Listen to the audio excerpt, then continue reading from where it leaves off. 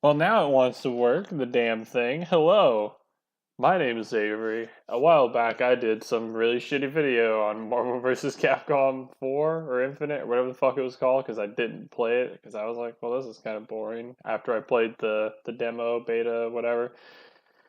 Anywho, hi, I'm a big fan of Devil May Cry, and today we surprisingly got the reveal of Devil May Cry 5. I wasn't expecting it until Monday, aka today. It's 2:40 a.m. whatever. But we got Devil May Cry 5 reveal, and a lot of things came up that a lot of people were speculating, and a lot of people weren't speculating. Some things I was hoping for, and some things I wasn't really hoping for. And so I just wanted to throw this down and wanted to break things apart because there's a lot of unseen things here that some Devil May Cry fans might not be like. They probably maybe gave this trailer 2 or 3 watches. I've probably watched this trailer, I don't know, 12, 15 times to try and break down everything because there's a lot to it. There's a lot of speculation, a lot of theory stuff, and a lot of things that can be extracted from this. And one of the big things also is with the box art cover because it reveals something we didn't even see in the trailer. It reveals pretty much what the timeline, where this place is timeline wise between 1 through 4, and first let's break down the trailer a little bit, shall we? So blah blah blah. Turn. So we get Morgan Freeman with a fedora, We've known each other smoking a stogie, and the only thing I can kind of really notice as let's do this full screen. And the only thing I can really notice from that is just it looks kind of like your standard demon corruption in games, and then we get our first glimpse at kind of your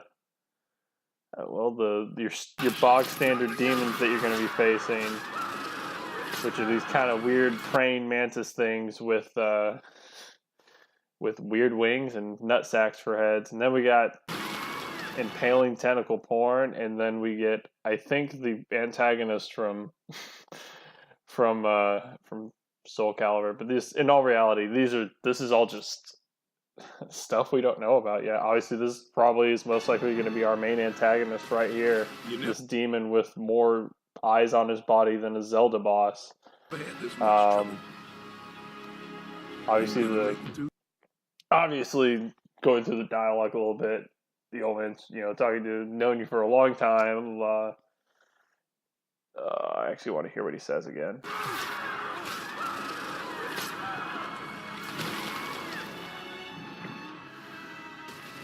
You never had this much trouble. You gonna make it through this? So pretty much he's like, oh yeah, never much trouble. And from what I can tell, especially with the next scene coming up, this is the first time the real, publicized media world is going to see the true, view of demons. Because the only time a major city got taken over by demons and was very big, it wasn't a media place. That was the setting of Devil May Cry 4. And that's such a big cult religious town that there's no way that that's going to just spread amongst all the world. Most people are going to look at that kind of people. People worshiping a demon as a god, not many people are going to look at that and say, yeah, we're totally going to listen to whatever the fuck's coming out of there. And so here comes theory number 1. And it's this freaking van. So I'm not even going to ignore that. So this also comes with the information that this is after Devil May Cry 2, story time wise, or time, whatever, timeline wise. And it's the fact that, yes, this van has Devil May Cry written on the side, and that immediately makes me think, so if this is after Devil May Cry 2, so Dante could be gone anywhere from 10 to 15 years at this point.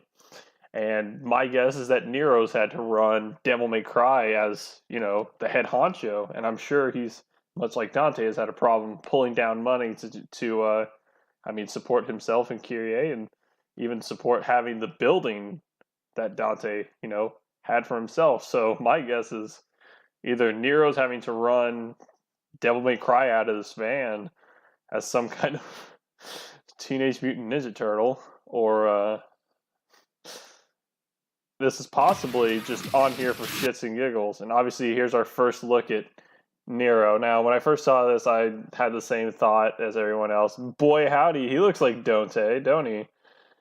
But he's definitely, from what I can tell, it's just it. From what I can tell, it's just a haircut. It is just a haircut. His personality seems intact. Obviously, everything in this game, every character in this game is going to look a lot more realistic than they have, less anime-esque as they did in Devil May Cry 4, which I kind of miss that.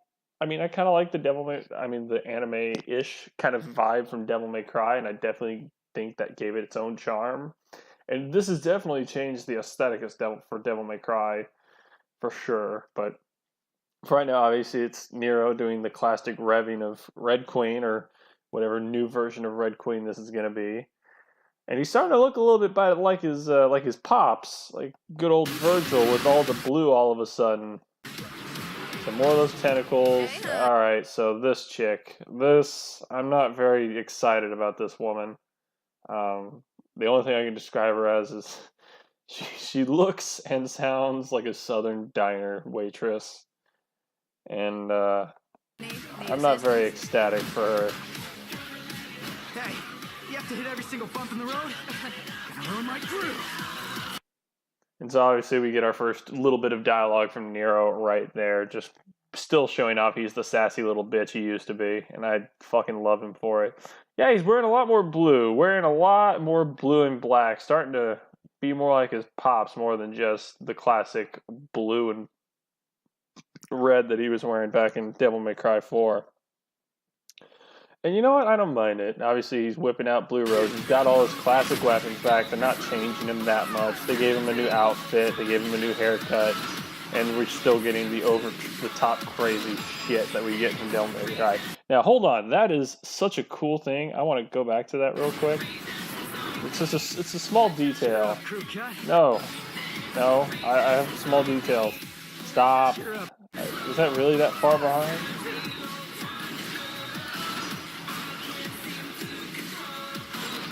Alright. Oh, shit. Well, we missed it. Oh, well, now it just took it out of... Fucking damn it. I am so sorry. Oh. So unprofessional. So, okay, if you can see that, for those of you with a quick eye, one bullet is a different color from the other bullet. And I've always thought of that as the reason why Blue Rose shoots the way it does. One is a penetrating bullet, one is the one to break through, demon skin, because demon skin, I promise you, is going to be a lot tougher than most human skin. So my guess has always been with Blue Rose is that one is a penetrating shot, and then one is a shot to actually deal the damage. And that's an even more reinforcement of such a thing. Cheer up, crew cut. Alright, so now this. This is I feel like one of the most unnecessary things to do to a character like Nero. It's taking away something so powerful of his, and just stripping away it quite easily. But at the same time, obviously I didn't see, my first run through this, I kind of skipped through it a little bit, just like, where the fuck is Dante? I was definitely looking for Dante in my first look at this trailer, and so I didn't really notice the scene where, he gets the Devil Bringer ripped off. So I think that's a very good starting point for Nero's character in this. He's been stripped of a lot of his power, possibly even the ability to obtain Devil Trigger without Devil Bringer. But from what I can tell, this arm can definitely channel a lot of that power that comes from what's left of the stump of Devil Bringer. I don't know if Devil Bringer just reaches out to his forearm and or it's his, whole right arm, or I don't really know.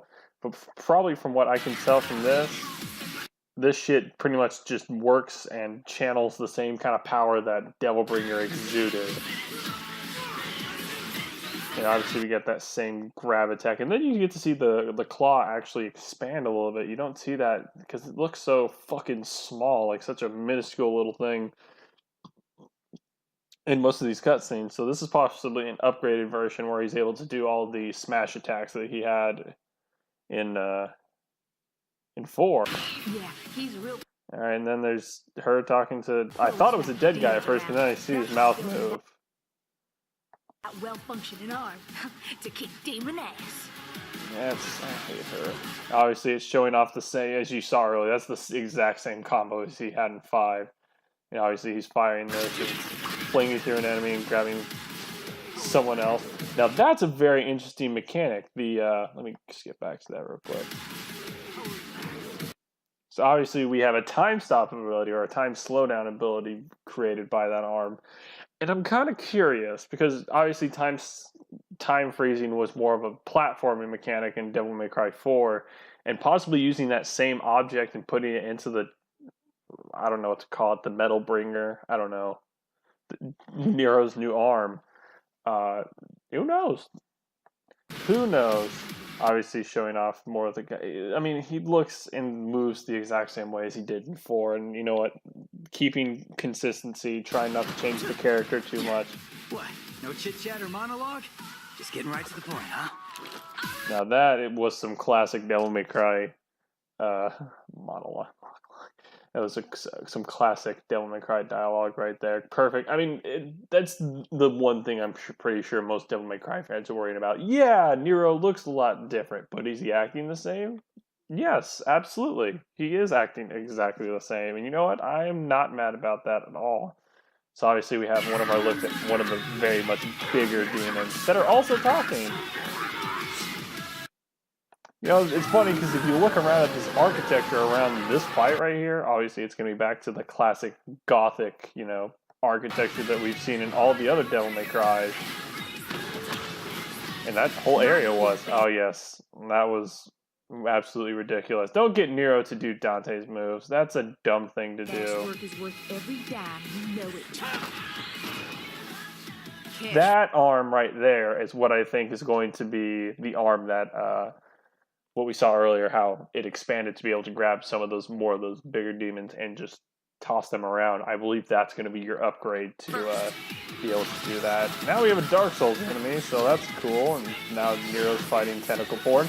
Now hold on. Now we see this hand grabbing the Devil Bringer, which the Devil Bringer's looking black. This is the first time I've actually skipped right onto this. Devil Bringer was like an orangish red when we last saw it, and now it's in black, and that's very interesting. Obviously, we can't see any coloration of the hand right there. That looks more like a full glove. But the shots also earlier, we saw those blue blasts, and I don't think we've seen anything shooting blue blasts at all. And I think that's why it transitions into this, to this dude ripping off. Oh, whoa, whoa, whoa, whoa, whoa! Go back! No, no. That. Oh, that's new. That's new to me.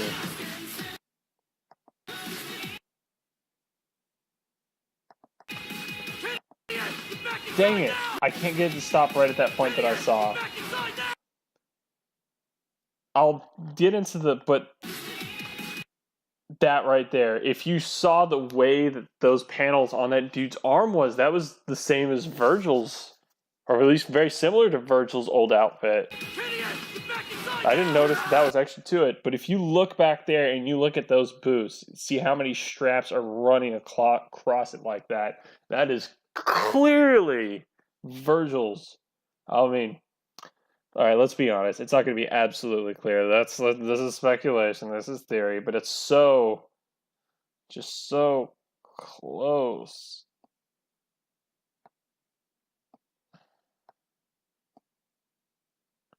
Oh, you can even see the face of that guy. Perfect. Perfect. Cool. Ah, there we go. Yeah, those straps. That's looking awfully, awfully Virgil-esque, but, that's just me. Actually, this might, I don't know. I can't see his arms. I can't really see his back. This could possibly be that third character that we were seeing earlier, too, and I'll explain that in a minute. But who would come after the Devil Bringer? Be honest. Where is Yamato housed within Nero? It's not, he just doesn't hold it around. Yamato, Virgil's sword, is housed inside the Devil Bringer. And I think that is definitely Virgil trying to reclaim Yamato. And also another thing to notice, if you listen to any of that dialogue and not listening to me blather on about this, you obviously heard Nero yelling out for Kyrie, or Kyrie Irving, or whatever you want to call her. Uh, such a stupid spelling of name. I've got a score to settle with that son of a bitch. So we get title, and you know what? I dig it. And before that, we're gonna get this: the Bat Out of Hell. Our first look at Dante, and now I saw it from very afar because I didn't get to see a chance to see the full trailer like this. I saw it from where it was being released from the Xbox, or not the Xbox, the Microsoft E3 conference. And the one thing is you saw it fade out, so you didn't really get to see the screen. But then obviously we get our first look at Dante, who has done the one thing I was worried about they were going to do with Dante. He looks hairy as fuck. So obviously a lot of theorists out there right now, especially looking at that haircut and looking how Dante's coming flying out on that motorcycle, a lot of people are speculating that, yeah, this is Dante coming out of hell in from Devil May Cry 2. Haircut makes the sense. He has his Devil May Cry 2 haircut. The facial hair, obviously, which Dante's not really a big facial hair guy. Now, I don't know if his tooth is missing, like right here, and he just looks kind of like this old prospector. I don't like this giant, weird, crooked nose of his. I miss old Dante, or younger Dante. I don't know. I'm okay with this design for Dante. I love Devil May Cry 2 Dante is definitely my favorite Dante design-wise, not personality-wise, but design-wise, the outfit, the hair, the everything. I loved it. Not in-game, but outside of game where you saw the rendered art of it. That looks perfect. And if this is Dante coming out of hell, perfect. All the more power to it. Well, this is perfect for showing us, this time frame where Dante's in hell. That would actually be a very cool concept to explore during this game. Is part of this game is going to be Nero on Earth fighting through this whole demon apocalypse thing going on, and on the other side of it is Dante, chasing after possibly the main antagonist, chasing after him, trying to get out of hell and get there to Earth to take him down. And that would be perfect. And obviously we don't know the storyline of the third character yet, and I'll get on to who the third character is. But definitely Dante has his personality back after 2, if this takes place after 2. And so there we go. That is the Devil May Cry 5 trailer. So there's a couple of other things I want to touch on. Obviously something that wasn't released until later, which was the box art, which that also helps with the explaining of what timeline this is. Now, Rebellion, looking a little different. Handles the same. The blade is different. And the hilt of it is very different. It's not the 2 little swords in here, not the 2 little bones sticking out anymore. It's an actual hilt, more like a standard sword. And that is the same design as it was in Devil May Cry 2. So that if Rebellion possibly went through some kind of aesthetic change after Devil May Cry 4, then that's your proof of it. And obviously we have this big glaring problem. This isn't Virgil. There's no way this is Virgil. You can even see his hair. Now he's got a little bit of white right there, but I don't think he's a son of Sparta or anything related to it. I think this is his own. This is going to be Nero's real rival coming into the future. I think this possibly could be the downfall of the sons of Sparta and the rise of the grandson of Sparta and whoever the fuck Tattoo McGee Slim here is. Now this could possibly be his weapon. I don't know. It's not really looking. That's definitely not Scabbard or Virgil's fucking sword or whatever. But you never know. This is so early on, so much speculation. I'm liking the look of the arm here. Red Queen looking a little curvier than she used to be. Definitely a different design on the top. Makes sense. New game, new swords, new weapons, designs. I don't know. When it comes to... Nero's design definitely keeps growing on me every time I see it, but the haircut is almost like a purposeful shot at, yeah, look, we can keep his haircut and you can love him. I'm like, okay, challenge accepted, but don't Capcom doesn't need to hold everyone in kind of contempt for shit like this after going through Devil May Cry or DMC, because story-wise, I mean, it was its own thing. Combat-wise, until you got some more of the harder part, like the higher difficulties, was when you would feel challenged style-wise and just through the game. And just making him look too much like Dante is kind of a risky move, but from obviously what we can tell, his personality is still intact. So, final questions after this: will he shave? Will his hair grow out? And will he confront his daddy-o? And who the fuck are you with your tattoos in your kind of really basic outfit, leather outfit? Find out next week on Dragon Ball Z. Thank you very much for watching. I hope you all enjoyed. I'm really excited for Devil May Cry, and more to come with Devil May Cry. So until the next photo or the next whatever we get, until then.